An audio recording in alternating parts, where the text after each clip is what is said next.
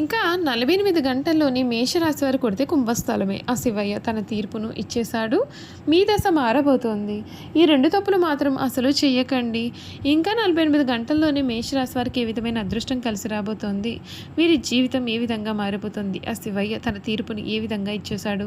అన్ని విషయాలు కూడా ఇప్పుడైతే మనం క్లియర్‌గా ఈ వీడియో ద్వారా తెలుసుకుందాం. ఎక్కడెక్కడో జ్యోతిష్యం చెప్పించుకుని విసుగు చెంది ఉన్నారా? మీలో చాలామంది తెలిసిన గురువుగారు ఎవరైనా ఉంటే చెప్పండి అని అడుగుతున్నారు కదండి. శ్రీ రేణుకా ఎల్లమ్మ తల్లి జ్యోతిష్యాలయం సిద్ధాంతి గారు ఎటువంటి సమస్యలకైనా చిటికలో పరిష్కారం చూపిస్తున్నారు. ప్రేమ సమస్యలు, భార్యాభర్తల సమస్యలు, అనుకున్న పనులు కాకపోవడం, నమ్మిన వారు దూరం కావడం, ఇలా ఎటువంటి సమస్యలకైనా పరిష్కారం చెబుతున్నారు. గురువుగారి ఫోన్ నంబర్ 9515466718. ప్రేమ సమస్యలకి, భార్యాభర్తల సమస్యలకి ప్రత్యేకమైన పూజల ద్వారా పరిష్కారం చూపిస్తున్నారు. నమ్మకంతో గురువుగారికి కాల్ చేసి మీ సమస్యలకి పరిష్కారం పొందండి.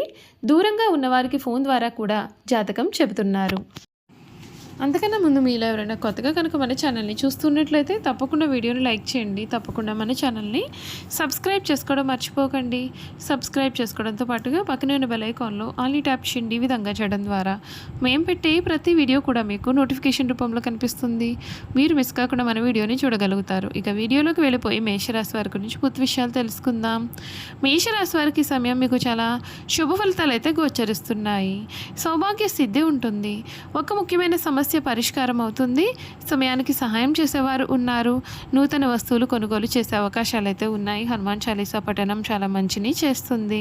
తారాబలం మీకు అనుకూలంగా ఉంటుంది. వ్యాపారం కూడా చాలా బాగుంటుంది. బుధ యోగంతో మంచి ఆలోచనలు వ్యాపార విస్తరణకు అవకాశం కల్పిస్తాయి. జన్మ శుక్ర యోగంతో ఆర్థిక పరిపుష్టి, పెట్టుబడులు లాభదాయకమవుతాయి. అర్ధాష్టమ కుజ యోగం కారణంగా మీకు రుణ సమస్యలు, వివాదాల పట్ల జాగ్రత్తలు వహించండి. క్లుప్తంగా మాట్లాడండి. ఉద్యోగంలో శ్రద్ధ అనేది అవసరం. నవగ్రహ శ్లోకాలు చదువుకోండి. మీకు అన్ని విధాలుగా కూడా ఉన్న ఆటంకాలు అయితే తొలగిపోతాయి. మీ జీవితం అయితే పూర్తిగా మారిపోతుంది. మీ ఆర్థిక పరంగా ఈ సమయం మిశ్రమ ఫలితాలు అయితే ఉంటాయండి. ఈ కాలంలో మీరు కొంచెం జాగ్రత్త వహించాలి. ఎందుకంటే మానసికంగాను, శారీరకంగాను కూడా అనేకమైనటువంటి ఇబ్బందులు అనేవి ఎదురవుతూ ఉంటాయి. ఏదైనా సరే శారీరక సమస్యను విస్మరించడం మానుకోవాలి. లేదంటే మీ యొక్క సమస్య మరింత పెరుగుతుంది. ఈ సమయంలో అవసరమైతే వైద్యుడిని సంప్రదించాలి. ఈ రాశి నుండి శని 12వ స్థానం నుండి రవాణా చేయడం వలన మీ యొక్క ఆరోగ్యం పైన ప్రభావం అనేది చూపిస్తుంది. ఈ మేషరాశి వారు ఈ ఏడాది కొన్ని పరిహారాలు పాటించాలి. ప్రతి శనివారం సుందరాకాండ పఠించాలి. ప్రతి గురువారం శ్రీ విష్ణుమూర్తి ఆలయంలో శనగపిండి లడ్డూలను సమర్పించాలి. దుర్గామాతను క్రమం తప్పకుండా పూజించాలి. వీరికి మేలు జరుగుతుంది. ఈ రాశికి ఆరోగ్యపరంగా ఈ రాశి వారికి మిశ్రమ ఫలితాలు అయితే ఉంటాయండి.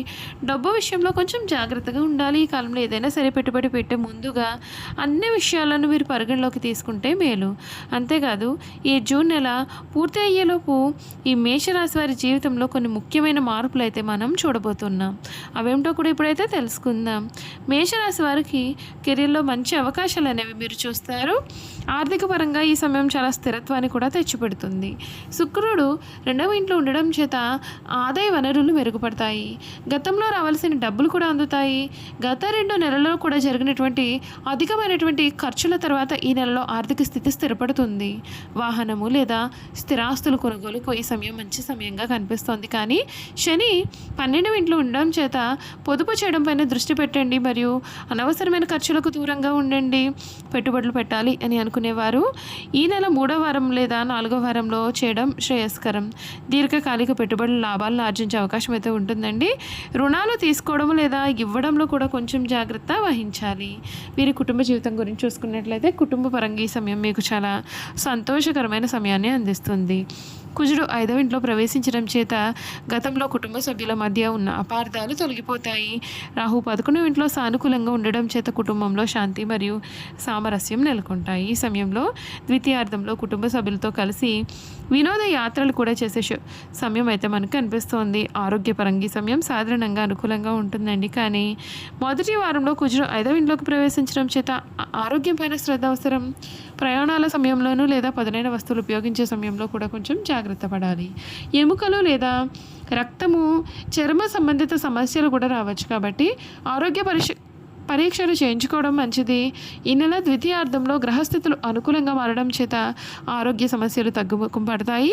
ఆరోగ్యకరమైన ఆహారము మరియు వ్యాయామం ద్వారా కూడా శరీరాన్ని ఆరోగ్యంగా ఉంచుకోండి. యోగా, ధ్యానం వంటివి మానసిక ప్రశాంతతకు సహాయం చేస్తాయి. వ్యాపారస్తులకి సమయం లాభదాయకంగా ఉంటుందండి. రాహువు 11వ ఇంట్లో ఉండడం చేత గతంలో ఉన్న రహస్య శత్రువులు లేదా పుకార్ల కారణంగా జరిగిన నష్టాలన్నీ తొలగిపోతాయి. ఈ సమయంలో వ్యాపార విస్తరణకు అవకాశాలు కూడా కనిపిస్తూ ఉన్నాయి. కానీ పెద్ద పెట్టుబడులు పెట్టే ముందుగా ఈ నెల చివరి వారం వరకు కూడా వేచి ఉండడం మేలు. శుక్రుడు 3వ ఇంట్లో ప్రవేశించడం చేత వ్యాపార సంబంధిత చర్యలు మరియు ఒప్పందాలు విజయవంతమవుతాయి. కొత్త భాగస్వామ్యాలు లేదా క్లయింట్లతో సంబంధాలు బలపడతాయి. మీ కృషికి తగిన ఫలితాలు లభిస్తాయి మరియు కొత్త ప్రాజెక్టులు చేపట్టడానికి ఇది చాలా అనుకూలమైనటువంటి సమయంగా కూడా కనిపిస్తుంది. చూసారు కదండి, ఈ మేషరాశి వారి గురించి అయితే అన్ని విషయాలు కూడా తెలుసుకున్నారు కదా. ఇక వీరి గుణగణాలు ఏమిటి, వీరు చేయాల్సిన జాతకపరమైన పరిహారాలు కూడా ఏ విధంగా ఉండబోతున్నాయి ఇప్పుడైతే మనం క్లియర్గా తెలుసుకుందాం. మేషరాశి వారి చిహ్నం గొర్రె. మేషరాశి వారికి అధిపతి కుజుడు కావున ఈ రాశి వారు శాస్త్ర విద్య, సాంకేతిక విద్య, యుద్ధ విద్యలు అలాగైతేనా కొత్త టెక్నాలజీ నేర్చుకోవడంలోనూ కొత్త కొత్త పరికరాలు తయారు చేయడంలో కూడా ఆరితేరి ఉంటారు. ఈ రాశి వారు ఎప్పుడూ కూడా స్వతంత్ర అభిప్రాయములు కలవారుగా ఉంటారు. వీరి స్వతంత్రానికి ఎవరైనా అడ్డు వచ్చారంటే ఆ పనిని పూర్తిగా వదిలేస్తారు. అయితే వీరికి స్వతంత్రం ఇచ్చారంటే ఎంతటి ఘన కార్యంలో అయినా సరే సులభంగా చేస్తారు. ఇటువంటి విషయాల కారణంగా వీరిలో అహంకారము, నిర్లక్ష్యము పెరిగిపోతుంది. ఒక్కొక్కసారి వీరి పత్రం కూడా దారితీస్తుంది. ఈ రాశి వారు ముఖ్యంగా పొగడ్తలకు లొంగిపోయే స్వభావం అయితే కలిగి ఉంటారు. ఎవరైనా సరే వీరిని సులభంగా బుట్టలో వేసుకోవచ్చు. వీరి శరీరం చాలా శక్తివంతమైనదిగా ఉంటుంది. పెద్ద పెద్ద వ్యాపారాలు నిర్వహించడం వీరికి వెన్నతో పెట్టిన విద్య, చక్కటి సంభాషణ చాతుర్యం వీరు కలిగి ఉంటారు. వీళ్ళకు ఉన్నటువంటి వాగ్దాటితో వేలాది మంది ప్రజల నూట కట్టుకుని మహాకార్యములు కూడా సాధిస్తారు. వీరిని అనుసరించేవారు వీరికి విధేయులై ఉండి ఎంతటి దుష్కర కార్యంలోనైనా సరే దూకగలుగుతారు. అచంచలమైన మనోనిశ్చయము, సాహసం వీరి లక్షణాలు. ఇవి కాకుండా వీరిలో మూర్ఖత్వం కూడా ఉంటుంది. ముక్కుసూటిగా ఆవేశంగా ప్రవర్తిస్తారు, కానీ కొంచెం కూడా ఆలోచించారు. ఈ రాశి వారికి సాహసం ఊపిరి 10 మందిని కూడబెట్టుకుని నాయకత్వం వహించడం వీరి జీవ లక్షణం. లక్ష్య సాధనలు ఎందరి త్యాగముకైనా సరే వీరు వెనుకంజే వేయరు. ఈ రాశి వారి హృదయము దయార్ద్ర హృదయము. వీరు ఎవరి మీదైనా విపరీతమైన ప్రేమ కానీ విపరీతమైన కోపాన్ని కానీ చూపిస్తూ ఉంటారు. అయితే ఇతరులు ఎంత గాఢంగా ప్రేమిస్తారో ఇతరులు అంత ప్రేమ వీరి పట్ల చూపించలేనప్పుడు అంత తీవ్రంగా బాధపడతారు. దీని కారణంగా వీరికి అనారోగ్యం, మానసిక ఆందోళన కూడా కలుగుతాయి. మేషరాశి వారి శారీరకముగా, మానసికంగా చాలా శక్తివంతులుగా, ఉత్సాహవంతులుగా ఉండడం చేత నిరంతర స్త్రీ సాంగత్యం వీరికి అవసరమవుతుంది. దీని కారణంగా వృద్ధాప్యంలో వీరి జీవిత భాగస్వామి చేతిలో కీలుబొమ్మ అవుతారు. అయితే యవ్వనంలో పురుషులు స్త్రీల మనసును అర్థం చేసుకోవడంలో పొరపడి మోసపోతారు. కావున ప్రేమ, వివాహం ఈ రాశి వారికి అసలు కలిసి రాదని చెప్పాలి. చూసారు కదా, మేషరాశి వారి గురించి క్లియర్గా తెలుసుకున్నారు కదండి. ఈ వీడియో కనుక మీకు నచ్చినట్లయితే తప్పకుండా వీడియోని అయితే లైక్ చేయండి. తప్పకుండా మన ఛానల్ని సబ్స్క్రైబ్ చేసుకోవడం మర్చిపోకండి.